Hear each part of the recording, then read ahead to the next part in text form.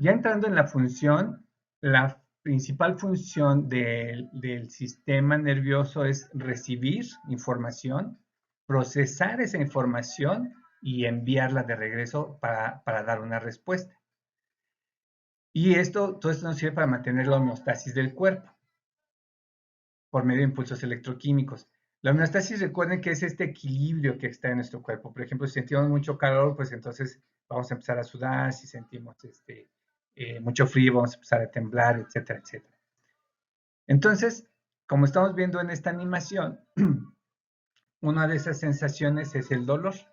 Por ejemplo, si yo me quemo, mis neuronas sensitivas que les había mencionado al principio van a enviar esa señal de dolor hacia, en este caso estamos viendo aquí, esto que estamos viendo a la derecha es la columna vertebral, es decir, hacia la médula espinal, que recuerden que está dentro de la columna vertebral.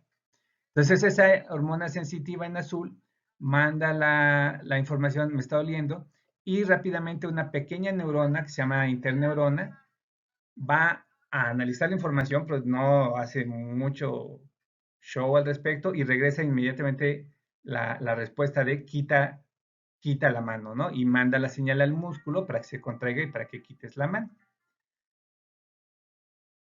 Y bueno, olvidé comentarles tal vez que en el cerebro se forman redes neuronales muy, muy complejas. Recuerden esas dendritas y esos botones sinápticos, que en realidad pueden hacerse muchas conexiones entre ellas y forman una complicada red por donde se analiza toda nuestra información. Todo nuestro pensamiento, todas nuestras decisiones y nuestro análisis va a correr por esas redes, y la verdad es que todavía no lo sabemos muy bien cómo funciona, pero sí sabemos, por ejemplo, que al menos habría 3 niveles de dolor.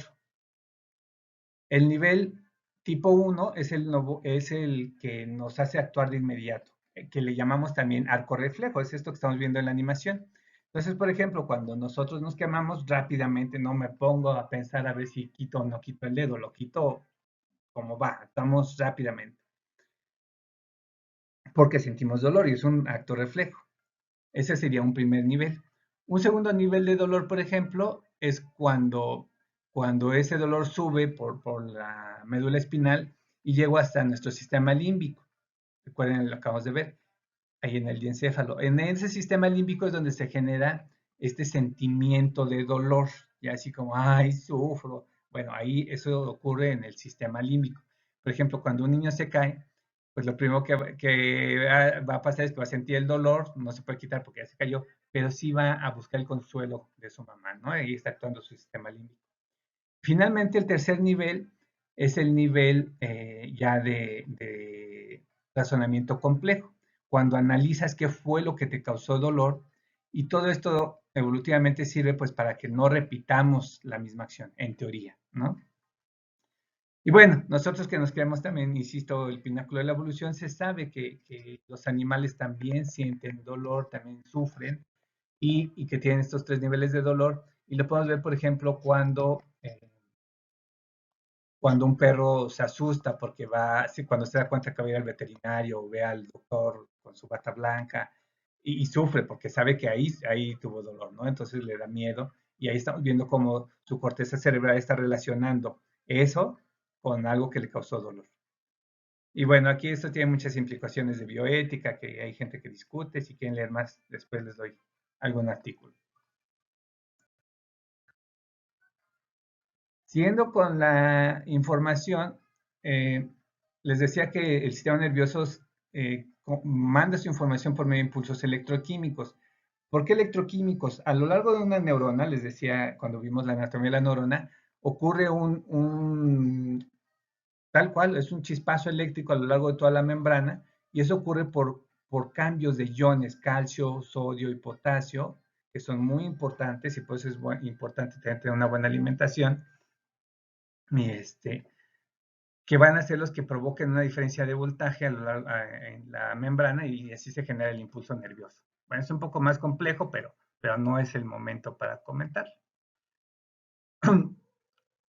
Esa es la parte eléctrica. Y la parte química se da entre dos neuronas. Entre dos neuronas, aunque nosotros los vemos muy pegaditos, en realidad no se tocan. Hay un pequeño espacio que se llama espacio sináptico.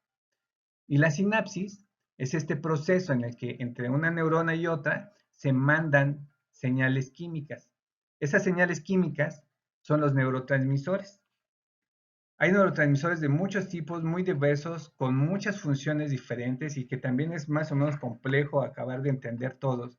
Pero sí conocemos algunos muy importantes como la serotonina o como la dopamina, que es particularmente interesante y que vamos a leer un artículo sobre ella, que se relaciona mucho con las adicciones. La dopamina es un neurotransmisor que nos va a generar esta sensación de placer, de bienestar, al contrario del dolor. Nosotros vamos a sentir algo que es agradable y entonces vamos a querer repetirlo. Eso también tiene, obviamente, sus implicaciones evolutivas, ¿no? Yo siento que genero dopaminas, por ejemplo, cuando hago ejercicio, cuando hago el amor, cuando como algo rico, etc. Bueno, estos son los neurotransmisores, pero hay muchos y con muchas funciones. Entonces, una vez que pasan los neurotransmisores de una neurona a la otra, se continúa el impulso eléctrico. Pero ojo, no todas las neuronas, acuérdense que había muchos botones sinápticos y muchas dendritas. Entonces, una sola neurona se puede conectar con muchas neuronas. Y las únicas que van a actuar van a ser las que tengan los receptores para ese neurotransmisor. Si no tiene receptores para ese neurotransmisor, pues no va a funcionar. Esto lo vamos a volver a repetir cuando veamos el sistema endocrino. Pero bueno, imagínense que el neurotransmisor es una llave y el receptor es una cerradura. Entonces, si tienes la llave y la cerradura combinan, pues se sigue el impulso nervioso por ese camino, si no, pues tomas otro camino. Bueno, algo que es muy interesante del sistema nervioso, muy relacionado al sistema nervioso, pues son los órganos de nuestros sentidos. Lo primero que va a hacer, decíamos, es recibir información. Y recibimos la información e interpretamos nuestro mundo y vamos a actuar en consecuencia por medio de los órganos de nuestros sentidos. El olfato, el tacto, el oído, la vista, bueno, ya saben. Aquí estamos viendo cómo se inervan tanto, por ejemplo, los dientes, donde llegamos a sentir mucho dolor o cuando nos duelen, pues nos está avisando que hay algo que está mal. Estamos viendo que el cerebro le está indicando a la nariz qué es lo que está percibiendo. Y lo mismo va a pasar con los ojos. O sea, nosotros podemos recibir luz. Hay ciegos que pueden percibir la luz, pero no saben lo que están viendo porque una parte de su cerebro no está funcionando y no está interpretando esa luz. Bueno, y con el oído es muy bonito. Aquí normalmente en una clase presencial les paso el video, pero ahora se los voy a dejar en la bitácora de clase para que vean cómo bailan las células del oído, las células sensitivas.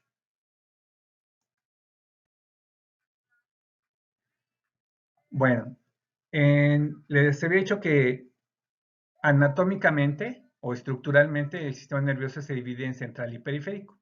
Funcionalmente, el sistema nervioso se divide en somático, que va a controlar esas funciones que nosotros podemos controlar, que son voluntarias. Por ejemplo, si yo quiero levantar mi brazo, mover mi lengua, cerrar los ojos, esas son funciones voluntarias.